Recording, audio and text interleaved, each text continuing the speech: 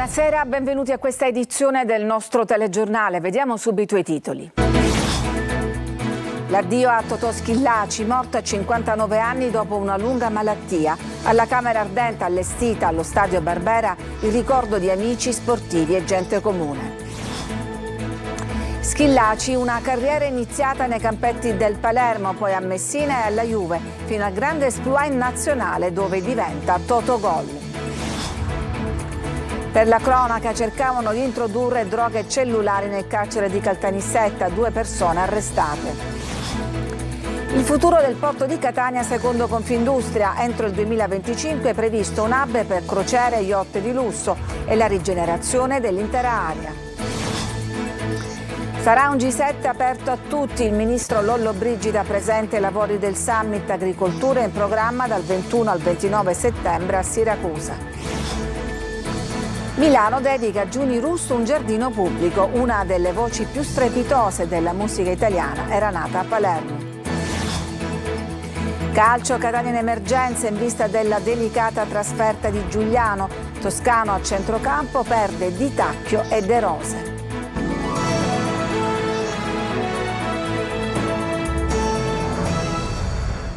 Palermo, il mondo del calcio e non solo, piangono l'eroe delle notti magiche d'Italia 90. Non ce l'ha fatta Totò Schillaci, l'ex attaccante della nazionale, è morto questa mattina all'ospedale civico di Palermo. Una processione continua di sportivi e gente comune alla Camera Ardente allestita allo Stadio Barbera. Alle 9.55 Totò Schillaci si è arreso. Le sue condizioni erano già disperate nella serata di ieri. Oggi i suoi occhi, spiritati, come ai mondiali del 90, quando non gli concessero un calcio di rigore, si sono purtroppo chiusi. Il calcio italiano dice addio ad un grande campione, si è spento a 59 anni dopo aver combattuto. Notizia della scomparsa di Schillaci fa piangere l'Italia intera, in particolare Palermo, che oggi si è stretta attorno al suo campione. Prima il saluto all'uscita dalla camera mortuaria dell'ospedale civico, poi allo Stadio Barbera dove è stata allestita la Camera Ardente. Quello degli anni 90 dove lui veramente ha fatto qualcosa di incredibile per la città di Palermo e lo ricordo con quello sguardo, con quella forza, con quella grinta che l'ha contraddistinto per tutta la sua carriera. Il suo momento magico praticamente, grande Totò. L'ho sentito meno di un mese fa, gli ho detto Totò dobbiamo andare in America, mi stessa sa portami in America e ha risoccato. Mi dispiace, un grandissimo ragazzo, non riesco a fare neanche a parlare. Forza Totò. Lacrime e rabbia, anche il Palermo ha reso omaggio all'ex calciatore. In squadra c'è anche il nipote di Schillaci, ovvero Checco Di Mariano. Le parole del presidente Rosanero Mirri. Il più grande calciatore italiano nel mondo, sicuramente il più grande calciatore palermitano nel mondo. Domani Camera Ardente dalle 7 alle 22, in arrivo a Palermo dovrebbe esserci anche Roberto Baggio. Venerdì i funerali alle 11.30 in cattedrale. E resta il ricordo degli ex compagni, quelli del Messina, di Scoglio e di Zeman. Sentiamolo nel servizio di Francesco Triolo.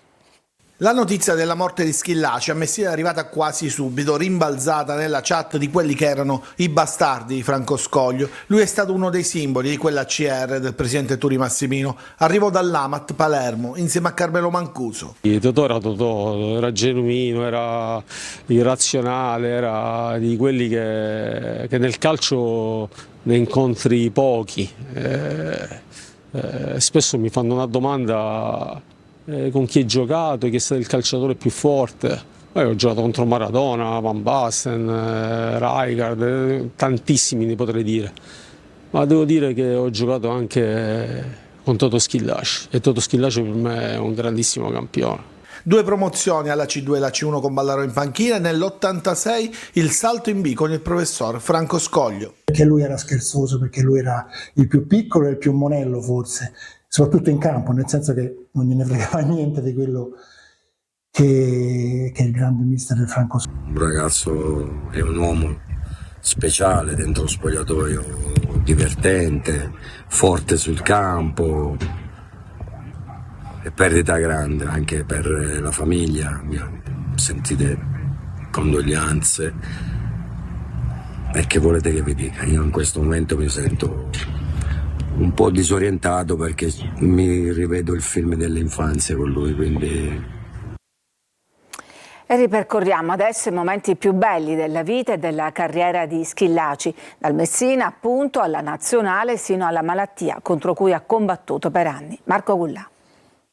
Schillaci, palermitano del quartiere CEP, come sua abitudine ha lottato come un leone, era in cura da qualche anno per un tumore al colon, aveva già subito degli interventi, era stato in cura alla clinica La Maddalena, ma non è riuscito a segnare il gol più importante. L'Italia intera piange per la scomparsa di chi ha scritto pagine importanti di storia. La sua carriera inizia tra i campi di periferia di Palermo, una famiglia umile alle spalle, la cultura del lavoro e del sacrificio gli permetteranno di diventare un fuoriclasse.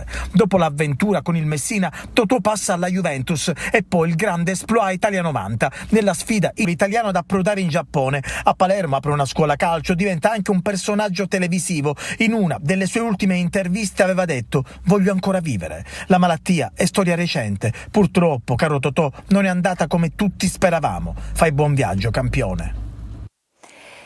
Cambiamo argomento, è durata una decina di minuti la bomba d'acqua che ha colpito soprattutto la zona alta di Siracusa. Tutto è accaduto intorno alle 12:30 con una pioggia battente che ha trasformato, lo vedete, le strade in fiumi in piena proprio nel momento in cui molti studenti uscivano dalle scuole. Traffico in tilt per un po', poi è tornato a splendere il sole. Nel pomeriggio il maltempo si è spostato sul Catanese con una pioggia intensa che ha provocato vari allagamenti. E siamo alla cronaca. Cercavano di introdurre droghe cellulari nel carcere di Caltanissetta. 2 le persone arrestate, sequestrato anche un drone che sarebbe servito per recapitare la merce. Emanuela Corsi. Volevano recapitare droghe cellulari all'interno del carcere di Caltanissetta utilizzando un drone. Un piano ben congegnato che però è stato sventato dai finanzieri del GICO di Catania e Caltanissetta. I militari hanno sorpreso 2 uomini ad armeggiare nei pressi dell'istituto di pena, dove è stato intercettato anche uno zaino pronto ad essere trasportato con il drone.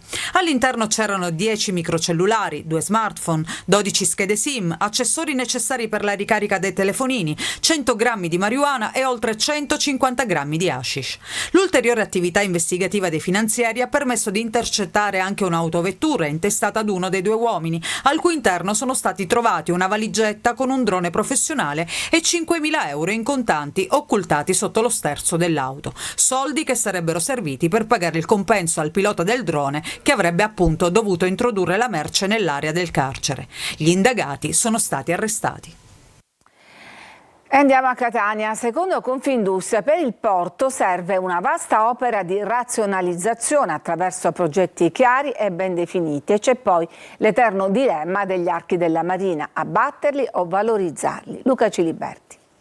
Potenziare la zona destinata alle navi da crociera con la realizzazione della stazione marittima per cui sono già disponibili 150 milioni di euro. Catania oggi, tra i 15 porti crocieristici più trafficati d'Italia, vedrà un incremento di flussi stimato in quasi 400.000 crocieristi l'anno. E poi realizzare il molo di Levante, creare un hub nautico che accolga i grandi yacht di lusso, promuovere la rigenerazione dell'area retroportuale, snellire la burocrazia che rallenta gli investimenti, accelerando l'abbattimento delle barriere fisiche che separano il centro storico dal mare. Insomma, gli industriali catanesi hanno le idee chiare sul futuro del porto di Catania e stamattina hanno incontrato il presidente dell'autorità portuale della Sicilia orientale. L'unica paura è che poi intervenga la burocrazia, la lentezza un po' decisionale della politica, i finanziamenti, questo ci preoccupa. Ampliare il porto è ormai necessario per sostenere la crescita economica e migliorare la competitività del territorio. Basti pensare che l'economia marittima rappresenta uno dei pilastri del sistema produttivo italiano, generando complessivamente il 10% del PIL con un valore superiore a 178 miliardi di euro l'anno. Siamo in partita, nel senso che la diga foranea è appunto in lavorazione, nelle prossime settimane dovrebbero iniziare a essere collocati finalmente i massi che stiamo costruendo ad Augusta e niente, quindi sostanzialmente entreremo nel vivo del cantiere che si completerà a fine 2025. E poi l'eterno dibattito sul futuro degli archi della Marina in una visione prospettica e di apertura del porto alla città. Secondo me bisognerebbe demolirli, ma dico subito che ogni volta che dico questa cosa la gente inorridisce. Questa è la situazione, peraltro in una delle parti, non so se si riesce a vedere attraverso la telecamera, la situazione a oggi, peraltro nell'area meno attraente, ecco, diciamo così. Ho fatto fare una proiezione virtuale e verrebbe così. E ogni volta che faccio vedere questa cosa anche i più scettici dicono però, quindi io credo che possa essere una bella cosa, ma ribadisco, è un confronto che bisogna comunque avere con i cittadini. Da Isola Pedonale a Piazza di Spaccio vi raccontiamo la metamorfosi di Piazza Asciuti, dove residenti e ristoratori invocano l'intervento del comune. Tonino De Mano. Un continuo andirivieni di auto e scooter, monopattini lasciati sulle aiuole, carretti in legno improvvisati, panchine sradicate, rifiuti, escrementi. Piazza Asciuti è l'immagine simbolo di una Catania che cerca di cambiare passo ma che resta zavorrata dai soliti problemi naturalmente irrisolti. Neanche l'Isola Pedonale sta risollevando la piazza, così, nonostante la presenza delle nostre telecamere, si assiste ad un passaggio continuo di mezzi. Questa che dovrebbe essere una piazza, una piccola oasi al centro di questo quartiere, di questo distretto storico di Catania, è diventato fondamentalmente un parcheggio, quello che era anni prima della ristrutturazione. Siamo pieni di macchine che arrivano a posteggiare fin dentro le aiuole, i motorini che sfrecciano e la situazione è diventata invivibile. Esasperati i residenti che denunciano un altro grave problema, quello dello spaccio di droga. Dalle 5 del pomeriggio dei ragazzi anche abbastanza giovani di età prendono in ostaggio queste panchine, questa piazza per iniziare a spacciare. Penalizzate anche le attività di ristorazione. Diciamo che i turisti la prendono a gioco, sai perché la prendono a gioco? Perché ci tirano anche le foto per fare vedere la sporcizia che c'è qua in Sicilia. C'è chi invece, prima di uscire tavole e sedie, provvede alla pulizia della piazza. Quindi so già che per rendere civile e rendere presentabile la piazza, a cui teniamo moltissimo noi esercenti, devo venire prima e sporcarmi le mani. Per tutto e per tutti servirebbero maggiori controlli. Sarà un G7 aperto a chi vorrà intervenire. Il ministro Lollobrigida oggi a Buongiorno Sicilia ha presentato i lavori del G7 Agricoltura in programma dal 21 al 29 settembre a Siracusa. Roberta Lunghi. Ho individuato in Siracusa il luogo dove poter svolgere questo G7, cioè tra virgolette la vetrina in cui si mostra la nostra cultura, si mostra i nostri monumenti, si mostra la nostra storia e vengono esposti i nostri gioielli. Siracusa, vetrina scelta non a caso per il G7 Agricoltura. Una città unica, l'ha definita il ministro Lollobrigida oggi all'interno di Buongiorno Sicilia, presentando con entusiasmo i lavori previsti dal 21 al 29 settembre. Ortigia sarà il centro di una settimana di appuntamenti con le delegazioni dei Paesi membri del G7 sui temi di agricoltura sostenibile, sicurezza alimentare, innovazione tecnologica nel settore agroalimentare. Ci sarà una piazza di 3.000 metri che diventerà un campo di grano sul mare, le macchine agricole più innovative, le innovazioni tecnologiche dell'agricoltura 4.0 e la previsione dell'agricoltura 5.0, cioè quella che utilizzerà l'intelligenza artificiale. Sarà, ha detto il ministro, un G7 aperto. Alle imprese, ai cittadini, ai tanti che devono contribuire attivamente, quando lo vogliono ovviamente, al dibattito. Al centro dei lavori la gestione delle risorse naturali, la lotta al cambiamento climatico, le strategie per garantire la sicurezza alimentare. Per il ministro è fondamentale la protezione dei beni alimentari, anche in Sicilia. Una terra che da sempre rappresenta l'eccellenza nelle produzioni. Purtroppo in questo momento è colpita da un fenomeno siccitoso sul quale siamo intervenuti in termini di ristori e faremo ancora altro. Purtroppo negli anni è stato tralasciato quello che è più necessario, conservare l'acqua. Intanto manca davvero poco all'inizio del grande evento, un sacrificio per i residenti soprattutto del centro storico, con la mobilità rivoluzionata, ma una grande vetrina per tutta la città. E quanto ha ribadito anche oggi in conferenza stampa il sindaco Italia. E avrà molto da dire anche la provincia di Ragusa, che si classifica tra le ultime province italiane per rete stradale, ferroviaria e logistica. Lo evidenzia il report della CNA territoriale, che ha deciso di inviare una nota al governo della regione. Veronica Barbarino. La provincia di Ragusa isola nell'isola, non solo per la collocazione geografica nella sua accezione positiva, ma soprattutto per il gap infrastrutturale che la caratterizza. Si classifica infatti tra le ultime province italiane per rete stradale, ferroviaria e logistica. Basti pensare che la provincia viene toccata da solo 20 km di autostrada. Questo divario, insieme alla siccità dell'ultimo periodo dovuta al clima e alla dispersione idrica, sono le principali criticità emerse dal report della CNA provinciale, con il quale si mettono in luce le sfide che le imprese locali devono giornalmente affrontare. La dinamicità economica della provincia di Ragusa è nota da sempre. I settori attualmente più effervescenti sono l'agroalimentare e il turismo, ma naturalmente agroalimentare e turismo significa movimentare merci e persone. La condizione infrastrutturale di questa provincia non è stata mai brillante. Ci sono attualmente dei lavori in corso, l'autostrada Catania-Gela, l'altra strada, la Ragusa-Catania, ma è tutto a divenire. Si rischia, se non si accelera, di mortificare la vivacità di questo tessuto economico. Un'ulteriore preoccupazione riguarda la legge sull'autonomia differenziata, che potrebbe accentuare le disuguaglianze riducendo le risorse. Il report ha infine sottolineato l'importanza di una strategia che attragga nuovi investimenti, evitando che giovani e lavoratori qualificati migrino verso il nord. Ci fermiamo, c'è una pausa per la pubblicità, torniamo subito dopo per ricordare Giuni Russo, palermitana a cui Milano dedica un giardino pubblico.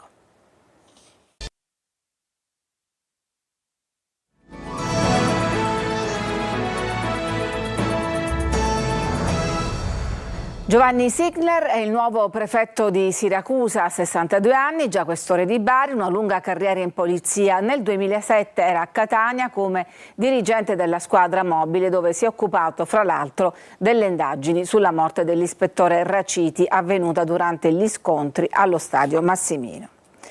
20 anni fa scompariva una delle più belle voci della musica italiana, Giuni Russo, nata tra i vicoli di Borgo Vecchio a Palermo ed entrata nel cuore di tante generazioni. Adesso Milano le dedica un giardino pubblico. Voglio andare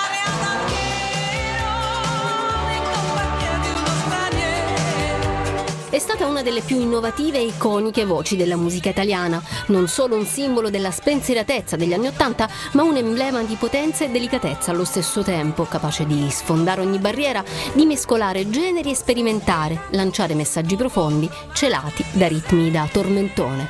Mia madre non lo deve sapere. La voce di Giuni Russo. C'è ancora una pausa e poi la pagina sportiva con il Catania in emergenza in vista della trasferta di Giuliano. A tra poco.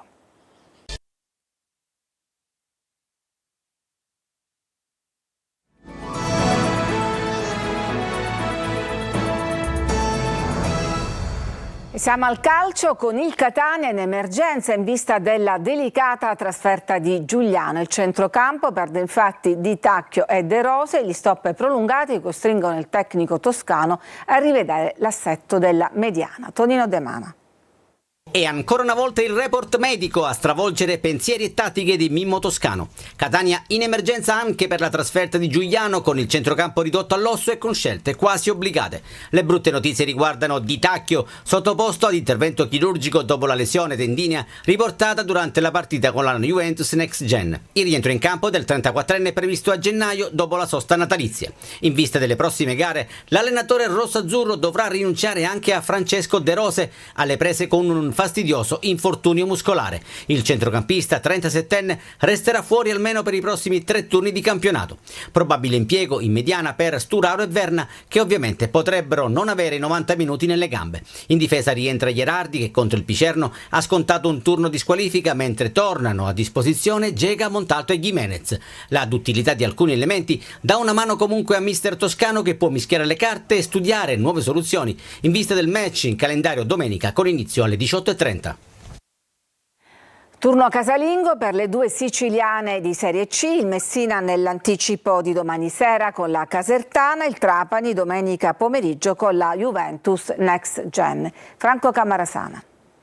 Tornano a giocare fra le mura amiche le 2 siciliane di Serie C dopo 2 trasferte in cui hanno raccolto poco in termini di punti.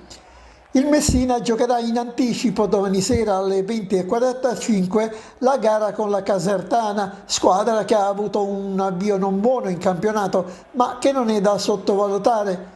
Modica si attende dai suoi un ulteriore miglioramento dei progressi nel gioco evidenziati a Crotone, anche se non confortati da un risultato positivo. Stessa cosa il Trapani, uscito deluso dallo 0-0 di Taranto e che affronterà domenica la Juventus Next Gen. Sotto i riflettori il reparto avanzato, composto da ottimi giocatori ma finora con le polveri bagnate. Messina Casertana sarà diretta da Andrea Baratta di Rossano, mentre Gianluca Renzi di Pesaro dirigerà la gara del provinciale. Il giudice sportivo ha combinato intanto una multa di 2.000 euro al Messina per delle intemperanze dei suoi tifosi in quel di Crotone. È tutto per questa edizione, grazie per averci seguito, vi auguro una buona serata.